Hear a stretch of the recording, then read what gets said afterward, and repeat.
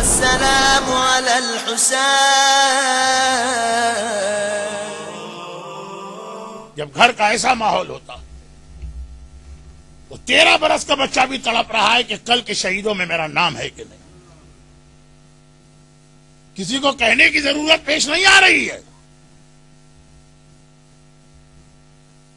خود بچے کے دل میں یہ سوال پیدا ہو رہا ہے.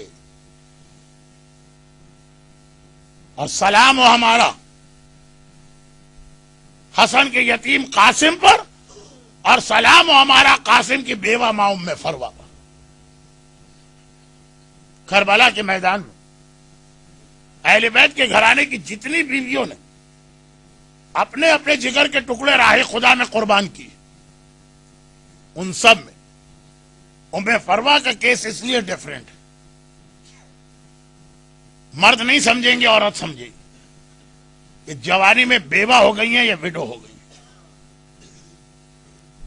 جوانی میں عورت بیوہ ہو جائے اور ایک ہی اس کی اولاد، وہ اپنی ساری زندگی اس اولاد کی خاطر گزارتی، اور اب ایک ہی خیال، ایک ہی کنسیپٹ اس کے ذہن میں ہوتا، جلدی سے میرا بیٹا جوان ہو، میں اس کی شادی کروں اور اپنے ساری زندگی کے پرابلم کو بھول جاؤں. لیلا نے اکبر قربان کیا لیکن لیلا بیوہ نہیں تھی. رباب نے اصغر قربان کیا لیکن رباب کا سواگ سلامت. زینب نے انو محمد قربان کیے لیکن عبداللہ ابن جعفر طیار تھے. ام فروا وہ کیس ہے کہ جوانی میں شوہر کو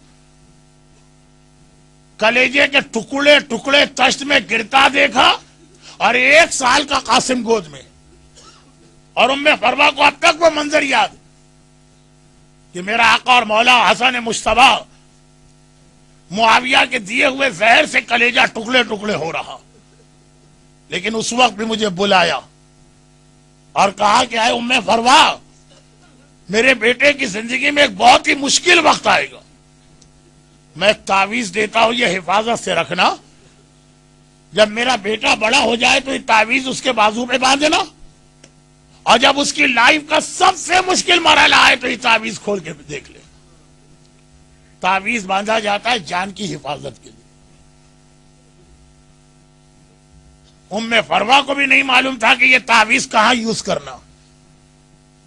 1.5 سال کا قاسم ماں کی گود میں، شوہر کا کلیجہ ٹکڑے ٹکڑے ہو کے تشت میں گر رہا ہے، روتے ہوئے تعویذ سنبھالا. لیکن اب جب قاسم بڑے ہونے لگے، ام فروا قاسم کو دیکھتی ہیں اور ایک نئی زندگی ملتی ہے. میں نے تو بے بگی کے عالم میں جیسی زندگی گزاری. یاد رکھیے کہ اگر اہل بیت جیسا گھرانہ ہو اور حسین جیسا ہیڈ آف دا فیملی ہو، لیکن بیوہ ہونا عورت کے لیے ایک مسئلہ. اب ام فروا کی ساری امیدوں کا مرکز میرا قاسم بیٹا، یہ جوان ہوگا، اللہ اسے ہر مصیبت سے بچا، اللہ اسے ہر آفت سے بچا. اتنا خیال کرتی ہیں ام فروا قاسم کا، قاسم کو دھوپ نہ لگ جائے، قاسم بیمار نہ ہو جائے، ایسا نہ ہو کبھی قاسم بھوکا رہ جائے، ایسا نہ ہو کبھی قاسم پیاسا رہ جائے. مرد نہیں سمجھ سکتے کسی بیوہ عورت سے جو جوانی میں بیوہ ہو. یہ پوچھی، یہاں تک کہ کربلا آ گئی. اور اب دیکھیے ام فروا کو، اور ادھر دیکھیے قاسم کو. عاشور کی رات اور آدھی رات کا وقت آ چکا. حسین نے مردوں کا الگ امتحان لے لیا، عورتوں کا الگ امتحان لے لیا. اور اب حسین آ کے مصلی بچھا کے اس مصلی پہ بیٹھ گئے جس پرپس کے لیے حسین نے ایک رات کو مانگا تھا. نمازیں ہیں، دعائیں ہیں، عبادتیں ہیں. ایک بار دعا کرتے کرتے حسین کی آنکھیں بند اور آسمان کو دیکھ رہے ہیں کہ ایسا لگا کہ کوئی میرے رائٹ سائڈ پہ آ کے بیٹھ گیا. حسین نے آنکھیں کھول کے دیکھا، کون بیٹھا؟ دیکھا میرے بھائی حسن کی نشانی، میرا یتیم بھتیجا قاسم. کہا بیٹا قاسم اس وقت یہاں کیوں آئے ہو؟ جاؤ جا کر اپنی ماں کے پاس بیٹھو. کہا چچا اماں ہی نے تو مجھے یہاں پہ بھجوایا ہے، اور یہ کہہ کے بھجوایا ہے کہ قاسم بیٹا تیری ماں سیدانی نہیں ہے، امتی گھر سے آئی ہے. ایسا نہ ہو کل کے جہاد میں تیر و تلوار دیکھ کے تو ڈر جائے اور تیرے قدم پیچھے ہٹ جائیں تو دنیا کہے کہ حسن کا یتیم پیچھے نہ ہٹتا، یہ ام فروا کے دودھ کی خرابی۔ بھائی اتنا پوچھ کے آ جاؤ آقا سے کہ کل کے شہیدوں میں تیرا نام ہے کہ نہیں ہے۔ قاسم کہتے وہ چچا مجھے یہ بتا دیجئے کل کے شہید ہونے والوں میں میرا نام ہے کہ نہیں ہے۔ دیکھیں 13-14 سال کی ایج اتنی کم بھی نہیں کہ ہم کہیں قاسم کو یہی پتا نہیں کہ جنگ کسے کہتے ہیں۔ حسین نے کہا یا بنیا پہلے تو یہ بتا کیفا اندکل موت، کل کی مرنے کی بات کر رہا ہے، موت کہتے کسے ہیں؟ کیا جواب دیا قاسم نے؟ پورا اسلام آ گیا کہ اعلی من الاصل، اللہ کے نام پہ جو موت ماری جائے وہ شہد سے زیادہ خوشگوار اور شیرین ہوتی ہے۔ لیکن چچا آپ نے یہ نہیں بتایا میرا نام ہے کہ نہیں۔ اب حسین قاسم کو دیکھتے، دیکھیں کچھ رشتے ایسے ہوتے ہیں کہ آدمی کتنا بڑا ہو جائے پھر بھی چھوٹا رہتا۔ ایک ماں اور بیٹے کا رشتہ، بیٹا کتنا ہی بڑا کیوں نہ ہو جائے ماں پھر ہمیشہ بڑی رہتی۔ بڑی ایج کا آدمی بھی ماں کے پاس جا کے بچہ بن جاتا۔ اور ایک ہوتا ہے چھوٹے بھائی کا رشتہ۔ قاسم کو دیکھتے ہیں حسین کو اپنا بڑا بھائی حسن مصطفی یاد آ جاتا، ایک بار گلے سے لگا لیا، قاسم کے جسم کو سونگ رہے اور کہہ رہے قاسم بیٹا تجھ میں سے مجھے اپنے بھائی حسن مصطفی کی خوشبو آ رہی، کاش میرا بھائی آج کربلا میں میرے ساتھ ہوتا اور دیکھتا اس کا حسین کس امتحان کو دے رہا۔ حسین کی بات بھی بالکل لاجیکل، حسن کو یاد کر رہے، پوری زندگی دونوں بھائیوں نے گزار، لیکن قاسم تو بے چین ہے نا۔ جب 3 مرتبہ سوال کیا اور کوئی جواب نہ ملا تو ایک مرتبہ گھبرا کے کہا چچا میں سمجھ گیا کل کے شہیدوں میں میرا نام نہیں ہے، تبھی تو آپ میرے سوال کا جواب نہیں دے رہے۔ ایک بار حسین نے کہا قاسم تو اپنی بات کرتا، کل کے شہیدوں میں تو اصغر کا نام بھی شامل ہے۔ بھائی اتنا سننا، 13 سال کا شہزادہ جوش میں آ کے کھڑا ہو گیا، چچا کیا یہ بے حیا فوج ہمارے خیموں میں داخل ہو کے اصغر کو شہید کرے گی؟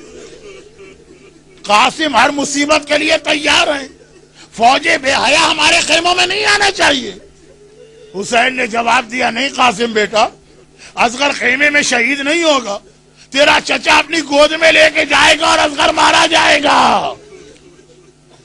شاید حسین نے تفصیل اس لیے نہ بتائی کہ خالی یہ تصور کر کے کہ فوج بے حیا خیموں میں آ کے اصغر کو مارے قاسم سے برداشت نہیں ہو رہا۔ حسین کیسے بتائے بیٹا قاسم ارے یہ فوج تو اس طرح خیموں میں آئے گی، خیمے جلائے جائیں گے، چادریں چھینی جائیں گی، ارے تیری بہنوں اور پھوپھیوں کے گھوڑے مارے جائیں گے۔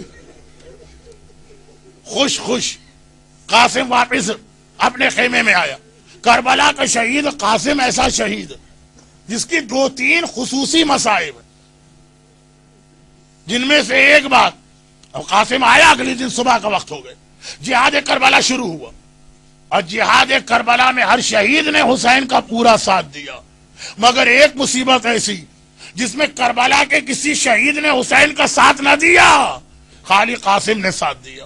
ایک مصیبت، اور وہ یہ ہے کہ جب حسین مارے گئے تھے اور عمر سعد نے فوجیں تیار کی تھی کہ لاشیں پامال کرنا ہے نا، تو ہر سپاہی کا جاننے والا آ کے اپنا لاشا اٹھا لے جاتا۔